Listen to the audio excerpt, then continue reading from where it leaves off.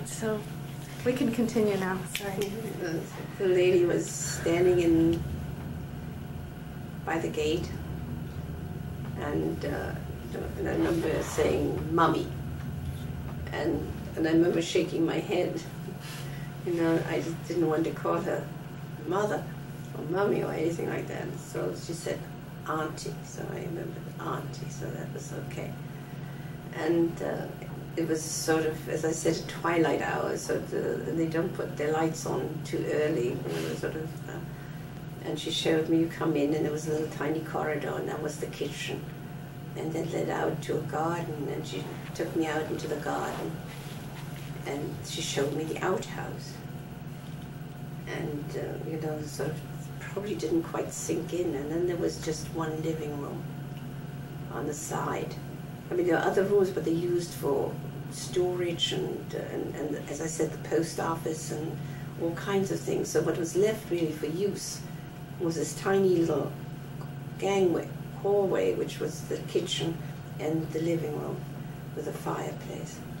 And that was it. And then after sort of, it was very nice, and it was dark, and she took me through the store and up that creaky staircase and to my room. And of course I was looking, you know, I was unpacking. There was, in Europe you had a very substantial wardrobe, you know, sort of a real armoire, whatever would you call it, and there was just this tiny room, and at the corner there was a curtain, and sort of to cut off the corner, and behind that was where you hung your clothes, you know, sort of behind the curtain. So when I looked at it, when she unpacked and saw me unpack my things, you know, she couldn't believe it. Where was I going to put those things? Although it was just one suitcase. And then I looked at my bed, and then of course I was looking for the feather bed, you know, and all I found was sort of sheets and a couple of blankets, and so I was missing that. And I somehow remember, I don't know how I went to sleep. I must have cried a lot during the night in my sleep. So that's probably, I suddenly realized, I had no idea where my sister was going. You know, when they said she's going to the next village, I mean, if you come from a town, the next town is you know, sounds far away. And I had no idea where she was. And I know I asked her to give me, since she knew it more English than I did, I asked her to give me the dictionary, and I remember she gave me the dictionary. And then she left to go to her place. So anyhow, during the night, I had that night was really the only traumatic moment in my life, I think, that all this sort of, during all this commotion here, is when I woke up, obviously from the crying that I had done, you know, and I desperately needed to go to a bathroom. I knew she'd shown it to me. So I was groping and groping, you know, from room to room, not from room, and there were 3 rooms there. And I just couldn't find it at all, you know, so then, finally, you know, she showed me a party, you know, to go to. That was. She was awake still, or she? No, she woke up. But by my wandering around, you know, sometimes, you know, so that I remember that was very, very traumatic for me, you know. I just didn't know what to do, and that was my first moment. And soon thereafter, my father had stayed in London because of the paperwork and other things that had to be done. Did you say goodbye to him as you were leaving? Not that I remember particularly. You know, he was sort of busy doing whatever he had to do. And so I wrote to my mother, and that was the worst thing I could have done. My mother had sent her husband, and my first daughter was in America. Her husband, the 2 children were in England. The maid had just married, so she was totally alone in Danzig. And I wrote the card, "Take me to America." I said, they don't have a feather bed, they don't have this, they don't have a toilet, they don't have send no heat, no nothing. She said, "Please take me to America." And that's what I wrote to her. My mother got all upset, of course. I mean, not that she wasn't upset already. She was totally upset by that. And called my father in London and said, "Get there. Go and see where your children are." you know, so, which would, and of course my father came, and he was totally delighted, you know, with this old-fashioned way of living, and he thought it was so charming, and so, and it was in the Cotswolds, you know. I mean, and sort of the landscape was so beautiful. I mean, we are city kids, you know. So landscape at that age doesn't strike you as anything that you really think is very important. And was he speaking English? He knew much. He knew a little. Yeah, he knew a little bit more. Self-taught, but he did know a little. I remember he helped my sister write letters to England, to his family here. I mean, yeah, in America, and to get the visa for my daughter, for my sister. So she could, any one of us could have come to America, but he couldn't. We were all Danzig quota, and that was open. But my father having been born in East Prussia, was on a German quota. So that's how alone my sister could come, but as a family we could not come to America. We were listed, but nothing ever happened. So he came to visit, and he was very pleased with the situation. He loved it. He thought it was absolutely, you know, as quaint and English and, you know, adorable. He was thrilled. So, I mean, he didn't see anything wrong at all, you know. And, I don't know whether at the time when I got there, the rector immediately came over and greeted me as part of the community. And I also had an interview with the headmistress or the teacher of the one classroom school. And I might have said something at the time about the school, and I know that when my father did go back, he wrote a lot of letters asking whether, you know, his children couldn't continue the education they had. And we had a skipped grade, and I already was in high school. And my sister was 4 years older than me, so she was also in high school. And so for a while I did not go to that school while they were negotiating what to do.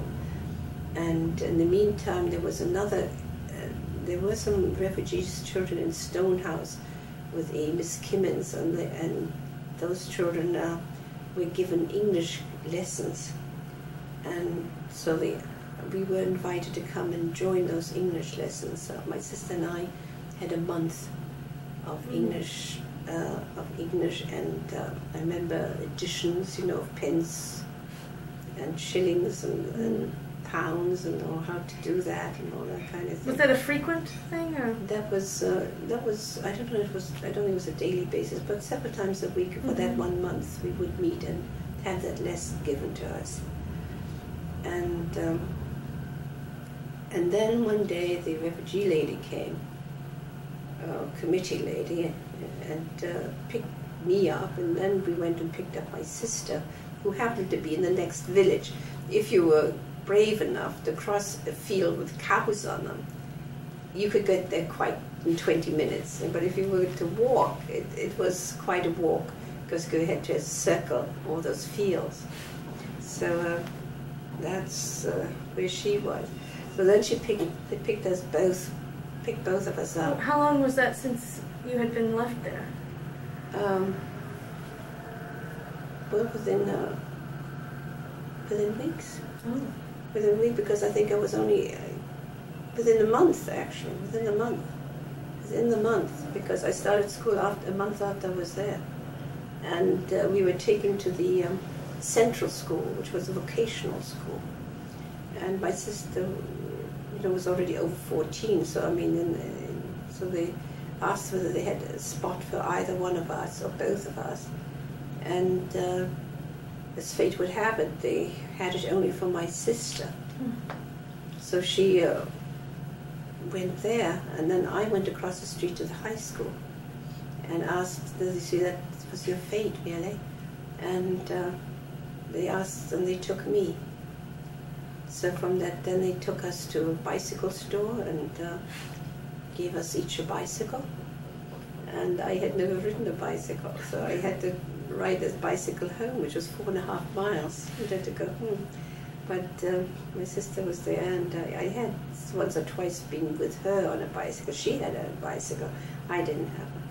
But so I managed. I had a small little bicycle. I don't think any gears. I had no gears. She had gears. I had no gears. And I was sent home with the bicycle, and from then on I had to go to school on the bicycle. And that was okay in the summer, but it was very cold in the winter. Very cold in the winter. And, but that, anyhow, that's how fate put me in on a groove towards higher education. And my sister learned mostly just secretarial work. And a year after that, she left school and worked. I think that's as far as the school would go, at the age of 16. And she, that's right, and then after a year or so, she was 16 and she left school. And in the meantime, though, my parents, it was about 3 months or so, they came, my parents had come, my father had gone back. He had to go back. That's one of the stipulations of leading a timber transport. You have to go back. And he was able to come over to take a course at the University of London in English. And he was given a visitor's visa with my mother. And only because he could provide proof that he was still employed by the state of Danzig. And he could do that, and so they let him come. And when my mother died and I went through the effects there, I realized that their visa was up on September 5th. And September 3rd is when England declared war. So after the war they couldn't go back, and they let them stay there. Now when they came over, they were very careful not to give any hints that there was any chance that they might stay, even if they wanted to. So they had no, I said the money they couldn't take over because they left it with my aunt. And they brought in what they needed for, a month's trip to London, so to speak. So my sister was, who was the older one and also very practical, she was asked to find a place for them to live. And she did find them a tiny little cottage in Leonard Stanley. Sort of a one-room downstairs and a one-room upstairs. And where was that? Was that near where you were? Leonard Stanley was where my sister lived, in the village, the next village to King Stanley, really, yes.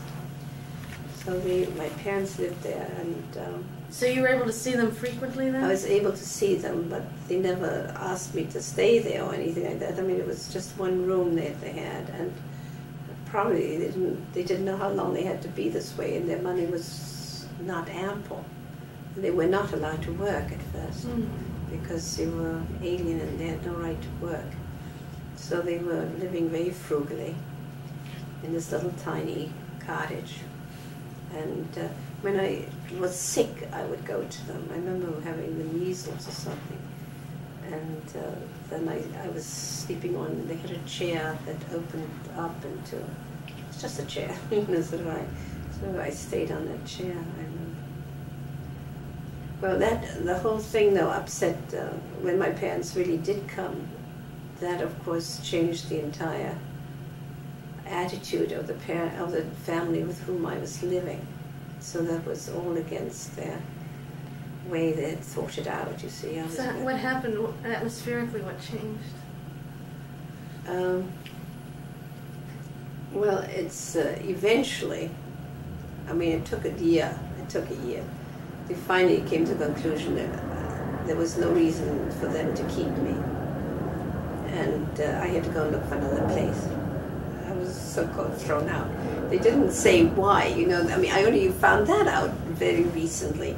Because, I mean, that it was very upsetting to me. I mean, it wasn't that I was terribly, terribly happy, but he was a very nice man, the man who took me in. And I had to deliver papers in the morning, and he would give me sixpence, pocket money for taking out the papers every morning. It was quite a long, quite a long route I had there with all these papers. And then they had written a letter to the authorities or whoever it did, and that I needed more supervision. I mean, that was really totally wrong. I mean, they never let me have a friend in the house. I was never invited. You know, I could be invited out, but I could never invite anybody to the house. I never had any friends to play. And so I just went to school, and it was a school that their daughter had gone to, so I was given a hockey stick, so I got on the hockey team. And but then they wrote that they had to, you know, that I needed more supervision, and I had to find another home. So, and that's already after my parents had found, they weren't there anymore. They were already in Birmingham, my parents, by then. After a year, the friendly aliens were allowed to work. You know, the labor shortage during the war became acute after a while, and they were allowed to look for a job, and that's when they found a job in Birmingham to take care of the hostel children and to run a hostel in Birmingham. So my mother became the house mother, and she had to learn how to cook and do things for 30 children all at once. And my father was the guiding light, you know, and he was very good in the sense that he was very stable, made people. I mean, you should listen to anybody from the hostel, and there are 3 of them here. I think they will all say that my father encouraged them, you know, to go on with their schoolwork, to learn more, to, you know, not just stop where they were. So did you end up there at any point, or? After school certificate, I did, but not so, for 4 years. So not for 4 years. So you had to go, where did you go after then? So there was another family, a little house by the railroad. They had a toilet. There was a little bit higher up an echelon, a little bit. And he was working for some kind of factory. But when during the war, although he was quite old, he joined up. And what were their names? Names were Humphrey. And I don't understand. I kept sort of in touch with the Sims, but not with the Humphreys. And I don't know, the Humphreys was very embarrassing all the time. They had another European girl there from Czechoslovakia. And I was, at that point, my parents were working, and they actually paid 10 shillings a week for me. The Sims never received any money from me at all. They did it, you know, they just took care of me. And the Humphreys were paid 10 shillings a week by my parents. And the other girl, I don't know whether she paid or not. Do you know what her name was? No, I like to forget it. You didn't get along with her? She got me once into a lot of trouble, and after that I don't remember anymore what her name was. I left to go on holidays. I went to Birmingham to visit my parents, and I had the bicycle that I had was, you know, the same bicycle I had, which was given to me by the refugee committee, and she bought me. I said I want to, you know, if I leave it, I should lock it, you know, or I leave the key here, but I should lock it. And she bought me the lock. She went out to buy me the lock. And the family who had a daughter, you know, they got furious that I locked the thing, and they said that my friend had bought it, and she never owned up that she had done it, and she encouraged me to do this, you know, and she never owned up to that at all. So she was always my friends who were totally innocent, you know, became the scapegoat, and she was, you know, totally appalled by what I had done, knowing that she had the one to do it. So from that day on, I forgot about her. She was in a higher grade than I was at school. And so how long did you stay with the Humphreys? Well, quite a number of years, actually, because I stayed at least 4 and something. So 1.5 of that, 2.5 years, I think, 2.5 years. So the girl was as awkward as the girl, very beautiful girl that they had, and she, at the age of 14, had to go to work. At least she went to work. I don't know whether she had to go, but she went to work, and she became an apprentice in a bank. And I know she had nightmares over it. She used to have sleepwalks over it, you know, but so she was really also much too young to go out to work. But there was I in school, and she was out to work. So did you develop a relationship with her at all? Well, she was a lot into men, and she would go to all the dances and other things, and I was terribly naive and very immature for my age. I really was quite immature. I had long plaits. Once I went with her to dance, and with my long blonde plaits, I was much blonder, so my long blonde plaits, I picked up immediately Dutch airmen, you know, Air Force people, but I had no idea what to do with them. So funny. Both of us came home with whomever we picked up, you know, and she sort of really dated, and I really didn't know what, I mean, I didn't want a man there, you know, to date me. I just didn't know what to do with him at all. I was 14 years old or 13 years old. I mean, so her interest was, you know, every 5 minutes she was engaged to somebody else.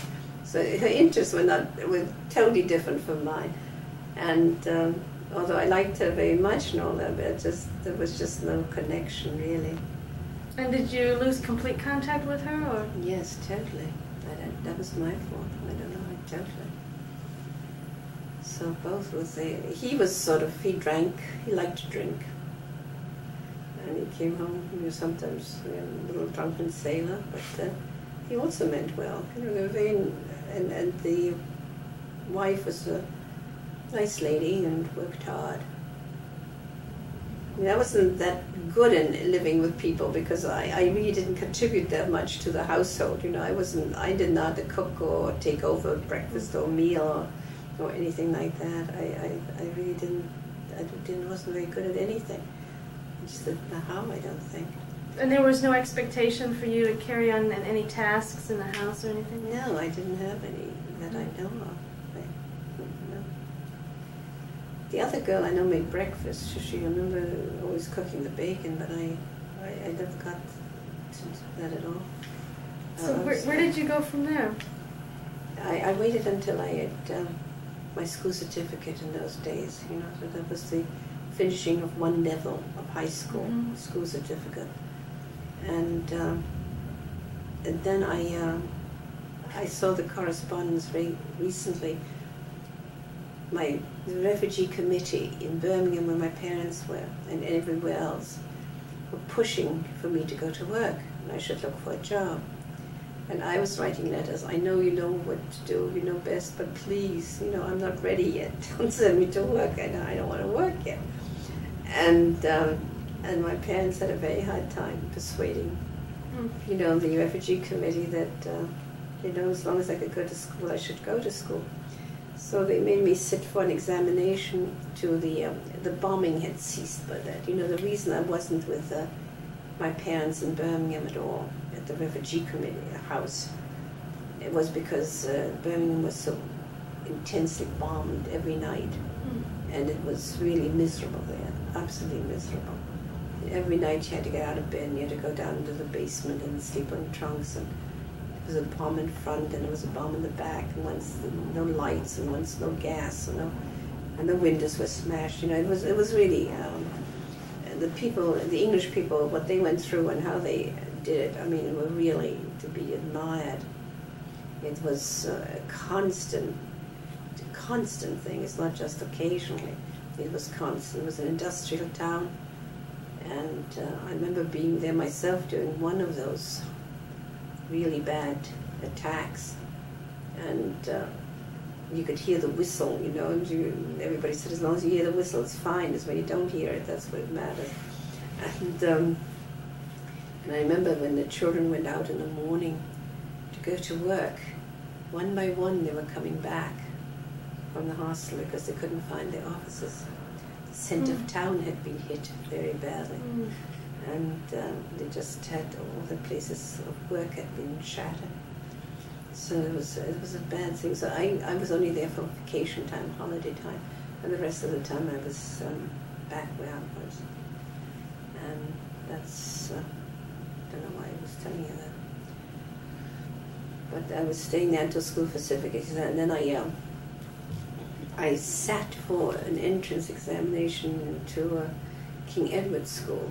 Edward's the 6th in Birmingham, which has turned out to be #1 school of England. Even now, it's a very, very good school. And they gave me a scholarship to that school and money for my uniform. And with that bit of, ammunition, I think, my parents were able to persuade the Birmingham Refugee Committee that I should go, if it doesn't cost anything. And they'll have so much deducted from their salary for my stay in the hostel. And would they let me then go on to do that? And so they did. So since the only expense was a certain deduction of not that much money from their salary, for my keep. Yeah. And that was the only thing they had. And so then I was able to live there for a while, but again feeling terrible, because everybody else my age and younger, going out to work and as nothings, coming home with their as apprentices, mechanics with filthy hands, coming home with that, or going to hairdressers and becoming hairdresser. I mean, nothing with any kind of future at all, so. And I was there going to school, so I tried to, I don't know how, it was very hard. It was very hard. It was, I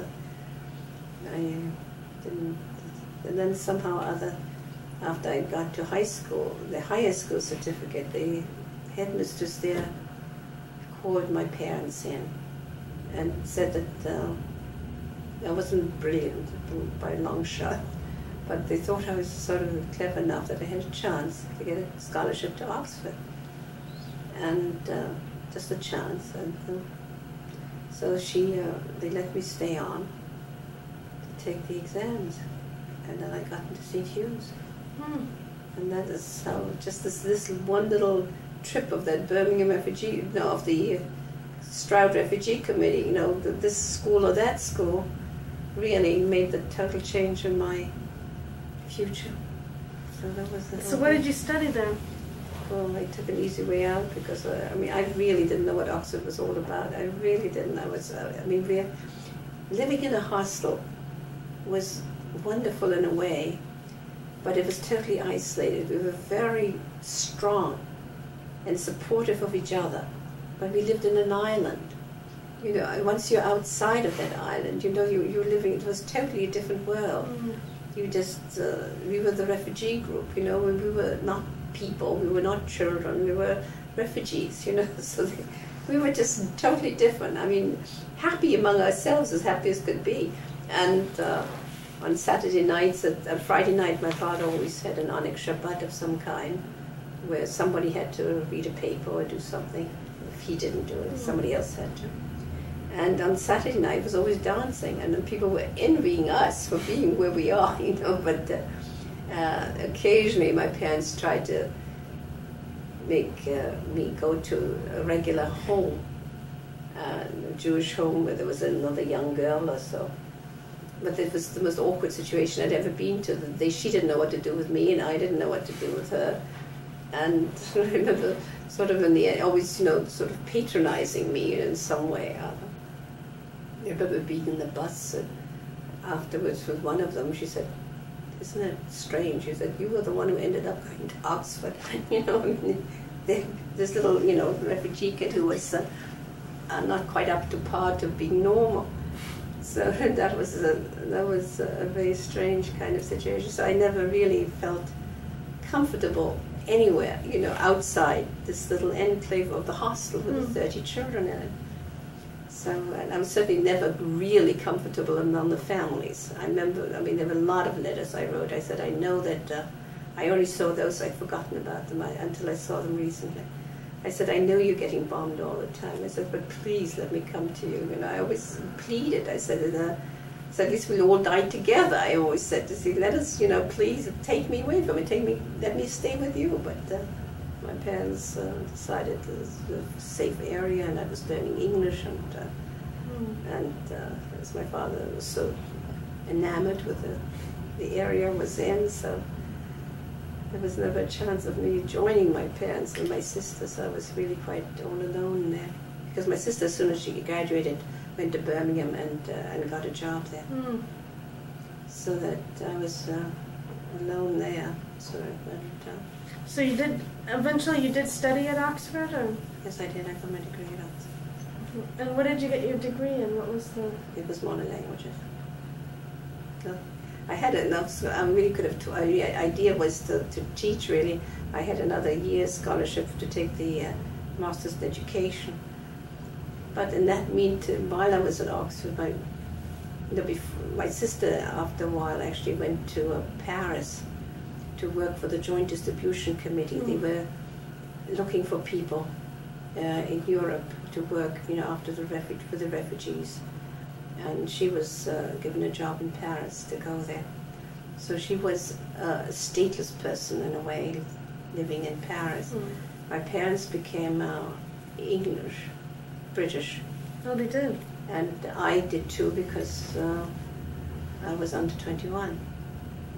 But as the years passed by, 1948 already, the hostel children had all become of an age that they no longer needed this kind of care. They earned now enough money to live on their own, or wanted to live on their own. The hostel was good for the children 14 and up who didn't earn enough, who had to be subsidized. Once this whole situation, because of years and age, etc., there was the hostel in itself was no longer needed, and my parents decided to go to America, where I had my eldest sister. And so what year was that? 1948.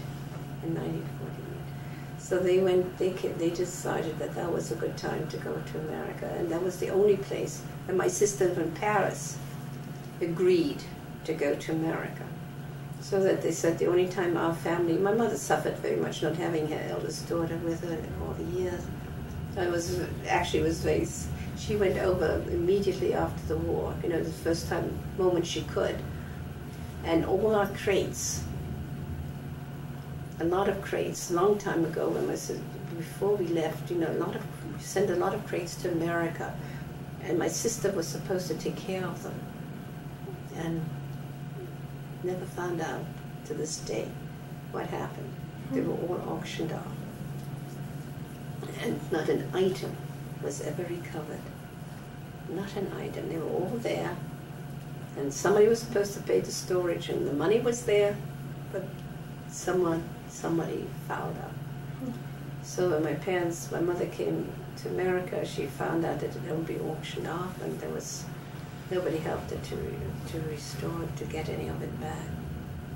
I think she could have, and I think somebody didn't help her enough, but she didn't make it. So she lost, my mother lost a lot. But in 1948, then there must have been 47 she came over, and then 48, the two of my parents went over, and I was left. I had to go with them because the visa was on my parents' visa, the affidavit, because I was under 21. So I went on their visa. So I came over for the holiday and went back again to finish my degree. So I was alone in England, and then I decided there was Oxford is wonderful, but it has school of 3 terms of 8 weeks. Which is 24 weeks a year. That means you have an awful lot of weeks where you're not at Oxford, and if you have nowhere to go, it makes it very difficult. And so I decided after my degree, I came over here too, without knowing what to do. But I came over. And what year was that? I came in 1949, in August or something like that, 49. And you all came to New York, or where did you go? New York. My sister was in New York, and my sister was married by then. She had married without us here, 1946 or 45, something. So she married, and she lived in Little Neck. And I think my parents stayed when my parents came over, she was in Europe. Just on a holiday, and I think they stayed a little while in her house, but then there was no one to help them, and they really had a hard time in those years. You had to pay a lot of key money to get an apartment. You couldn't just get an apartment, you had to go to the super and bribe and garners with key money, whatever it's called, to get the worst. You know, I mean, they spent thousands of dollars just to get a place to live. And they found an apartment on 96th Street, but it took a lot of their money. On the west side? On the west side. And you joined them there at the apartment? I joined them in the apartment when I came over here. It took me a couple of months to find a job, a few months. But then I had a friend who was working at the United Nations, and he called up one day and he said, come on over to, it's Lake Success at the time, you know, he said, come on over, they have an examination for secretaries.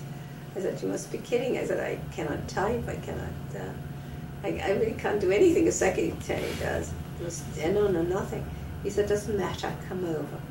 So I went over there, and a whole room full of young ladies, sitting very upright and erect, and their faces looking onto the document, and their fingers typing without any looking. And I was doing whoops, whoops, whoops, whoops, you know. And obviously there was no chance. But what I didn't know, and he knew, is that was when you were there. There was also an IQ test. And when you were there, they take your I had an application. They take your application and look at it. Otherwise, it's just filed with 100,000 others. And at the time, it was General Assembly time, so they had extra money. And I was hired. So that was. But to do translation, or no translations at all. I was put into the library.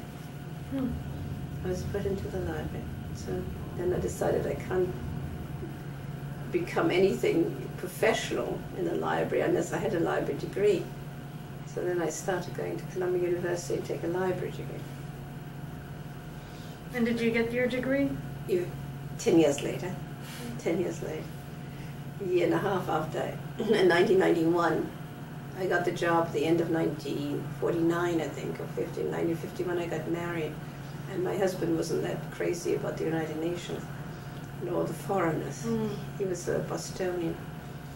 And so his first job was at Harvard, teaching fellow at Harvard Law School. He was a lawyer? He was a lawyer. So I went to, my first year of married life was at Cambridge. And then I got a leave of absence, which is unheard of for people, unprofessional people. You know, I got a leave of absence from the United Nations. And of course, when his year was up as a teaching fellow, he chose not to go to New York. He chose to go to Washington. And so I had to give up my United Nations job. So that was, then we lived here lived in Arlington, actually. Yes, my first child was born in Washington. So you've come a long way. Yes, I've come to the hills. Well, is there anything in particular about the early years that you would like to talk about that we didn't cover? No, I suppose the only thing that's really left me, I think, that is, I was terribly conscious all the time of being a charity case. And it really bothered me a lot. And I remember that the people I was with, the Humphreys, were really, they were wonderful people, and he sort of organized, it's not vaudeville, but music hall kind of thing on once a month on Sundays. And it was fascinating, you know, all kinds of artists came, second-rate artists, but artists, you know, sang, would juggled, did things like that, and it was kind of fun. But he would always introduce me as this little, you know, this little refugee child, and I couldn't stand it. And rather than go with them, I stayed home. I mean, it showed you that how much how unhappy I really was with my situation. And then the other thing, of course, the letters always take me away. And then the other thing, I remember an essay I wrote. It was something that you could write anything you wanted to. And I must have compared my life in Dunsey to my life there. And I don't think England came out ahead. And especially not the situation I was in. Well, anybody who had any kind of pedagogical background would sort of read in between the lines. But this teacher got so mad at me. And she made me tear up my essay and told me how ungrateful I was, you know, that I didn't see, you know, the good in England and all that. I thought the other things were better.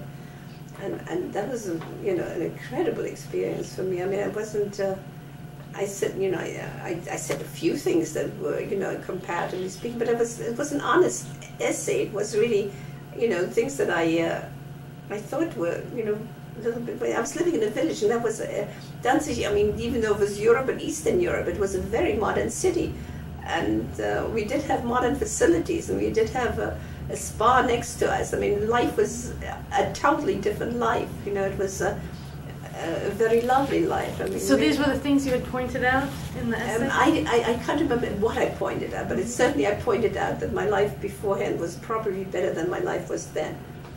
And it was, and I remember how she made me cry and tear up my thing and gave me a terrible mark, and it really, you know, she should have, I mean, in retrospect, as an adult, I mean, she should have kind of questioned first, you know, not just embarrass me and make me, you know, and tear it up. I didn't think why I should have to tear it up. I mean, it wasn't, and it wasn't, I didn't say anything nasty. I'm sure I didn't. I just compared, which should have probably was contrasted, you know, but it wasn't, but I remember that as an experience that I was very unhappy one. I know the headmistress was very good. She was a very nice woman, and I remember writing, after many years, I suddenly realized that she really was the one I had to thank for anything that happened to me. So I tried to reach her somewhere. Do you remember her name? Dancer, Miss Dancer. Yes, I remember her, Miss Dancer. And she lived in Bournemouth after she retired. Yeah, Miss Dancer. And she was the person really who had, Miss Dancer and Dr. Smith, the two headmistresses in the schools whom I have to thank for a lot. The one that I, you know, brought to the school, and she really, I always had a little bit of a problem with I don't know what you call those girls who were in charge of taking care of discipline. They were the top grade class, you know, they always had to take care, prefects, they were called prefects. I was a prefect too at one point. Whenever I didn't wear my hat right or something like that, you know, they reported you. And I never used to think that was of great importance, you know. I said, if I'm on a bicycle and I don't wear my hat, and it doesn't, you know, which would fly off in any case, it's not the end of the world, you know. And so they put me in before tribunals and other things where I had to go to the headmistress, and she was always very sympathetic. So I remember she was, you know, she was very one, I mean, she didn't let me get away with it totally, but she certainly understood, you know, the insignificance of the occasion. So the two headmistresses in my life, with Dr. Smith and Miss Dancer, they were really very instrumental. And how this feeling of not wanting to be pointed out as being the refugee, did that have an impact on you later in life? Do you think it? Oh, I think so. I think so. So how did you react? I rather like to to give, and I hate to receive. You know, I really do. I just don't like to receive at all. I'd much rather give and things like that. I'm also, I don't know whether this is something to do with my past or not. I don't like to call. I hate to make telephone calls. I love it when people call me, but I'm very hesitant to make the first call. Whether you know them or not. Well, even whether I know them or not. I very, very do. I like to be, you know, I may like it when they call me. It's not that I hate people. I really like to be called, but there's a certain shyness about somehow or other, you know, sort of that I'm not as assertive in some ways. You know, in some ways I'm very assertive. I don't quite. There are some things though in that respect that are unusual. I don't know why I don't want to call, you know, but I don't. And I also always, you know, hate it when, you know, I don't like to stay with people, by the way. You know, it's the English people, when they come over, they don't mind at all living with you. But I would hate to go over there and live with them. I mean, not that they're perfectly hospitable and really don't mind at all, but it's just the feel that I have. I'd rather not. You know, I'd rather be independent and live on my own and not not receive again. You know, it's the same feeling that I have. I don't like to receive as much as I hope that I can give. So I'm also asking my daughter. My daughter asked a very interesting question to me just the other day. She said, well, why weren't you in Birmingham? I said, well, because my parents thought I was in a safe area. He said, well, if it was safe for you, how come that my sister was in Birmingham? He said, why was it okay for her to be there and not okay for you to be there? And I really didn't know how to answer that. I said, I know I wrote, I said, please, let me come. I'd rather die with you together than not be here by myself. And I never quite understood that either, actually. But yes, I could understand it. I suppose my father thought I was in a good school. It was not a good school. It was not. It was Stroud High School was not a good school. It fed all the villages around there. And believe me, the villages were, people were not necessarily intellectual families. There were some of them, I'm not saying totally, but their idea was to get as many people through a school certificate as possible. Enrichment programs, didn't exist. It was just total repetition and repetition and repetition to make sure that, people will understand enough to get through the exam. So it wasn't a good school. So my daughter asked that question, and if it was too dangerous for you, why wasn't it too dangerous for the sister? And that was just one of the questions that I probably unanswered. So do your children, are they interested in your background? I think so. Yes, I think so. And well, my daughter, occasionally comes up with these questions, which, but my son is, a great intellectual, and he went to Oxford, to Harvard and Oxford. And I think he understands the English life and many things. And he was the first one to call that he thought he made a big discovery, but I knew about it. Ken Tynan had just written, his wife, Kathleen Tynan, had just edited Ken Tynan's letters, and the book was just published in the last month or so. And he was the first to discover me, and Ken Tynan had mentioned me a couple of times in the book. And he was so proud that he found it, but I had been to England sort of a few years, I went to a reunion at college, and people were saying, I saw your name in the book, but I didn't know what the book had never been published over here. So when I saw that the book was published, I wrote, look at it, but he found it immediately, so he did know that I had a connection with Ken Tynan, at least that he came from my school, so he knows my story. Although he doesn't ask about it that much, but he does.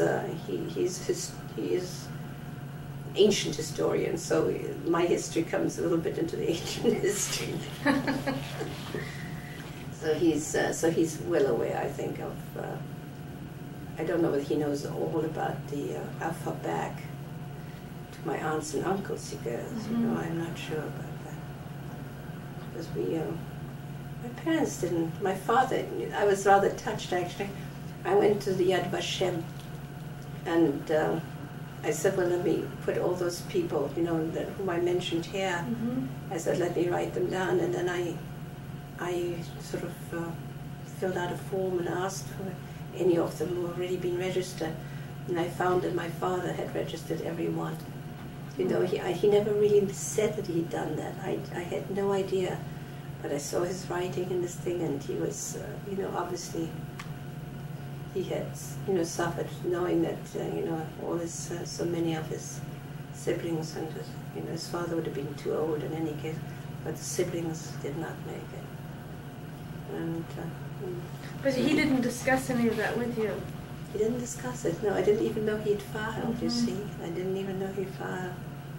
So he didn't really discuss it very much. My mother had a little problem with his brother. Well, I shouldn't say that in public, should I? Well, it's okay.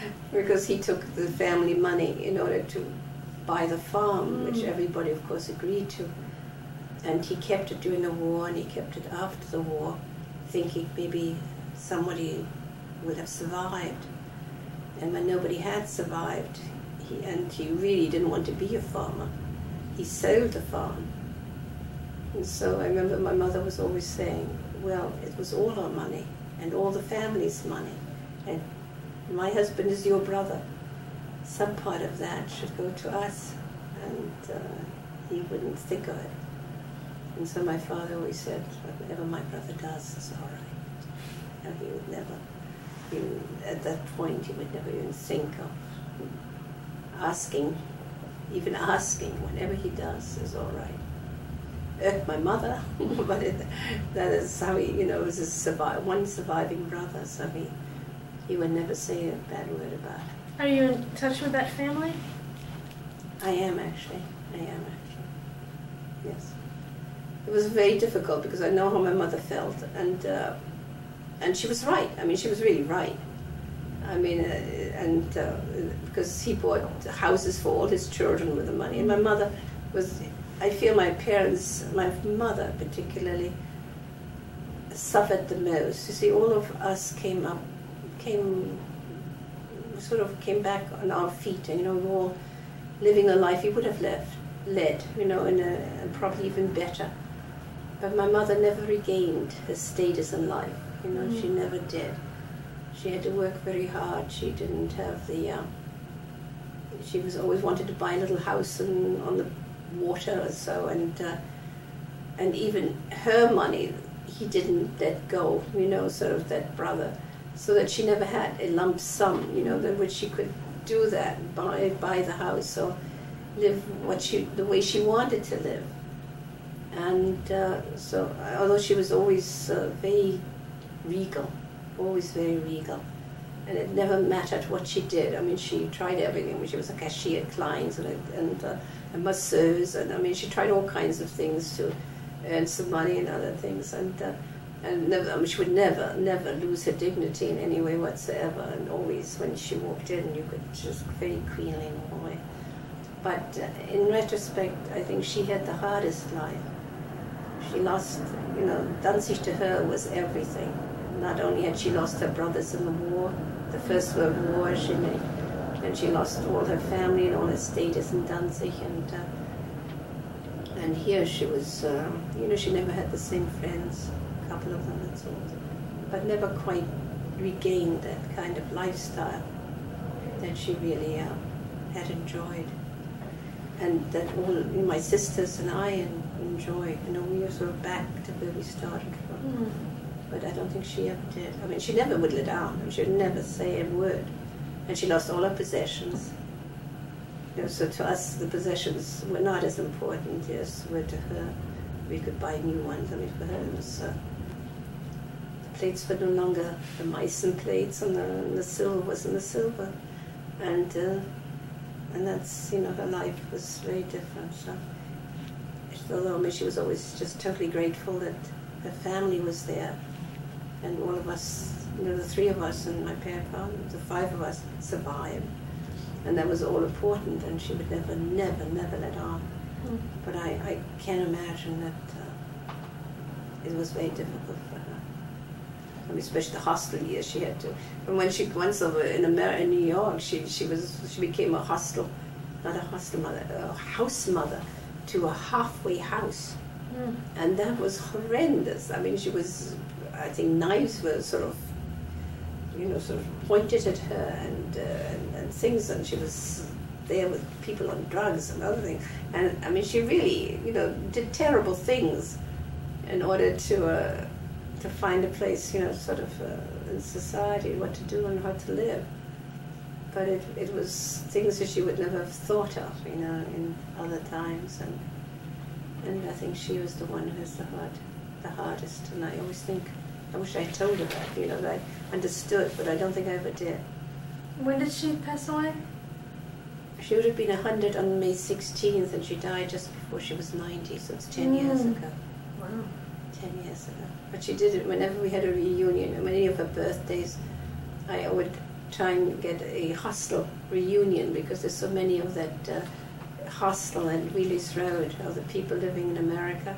And she just, of all the things, she always loved to have those hostel children around. That she really enjoyed. She liked them the best. Well, if you could pass a message on to the generations, what message would you pass on as a result of all your experiences from, your childhood and early years? Well, fight persecution whenever you can. Fight any injustice in the world wherever you can. Be active and speak up. And if you're a child, always be optimistic and be strong. Because in the end, things work out and you're the one in charge. And if you wish it, it'll happen. That's what I can say. Well, thank you. Is there anything else you want to say? Or? No, I want to thank you very much for taking the trouble because it's very nice of you.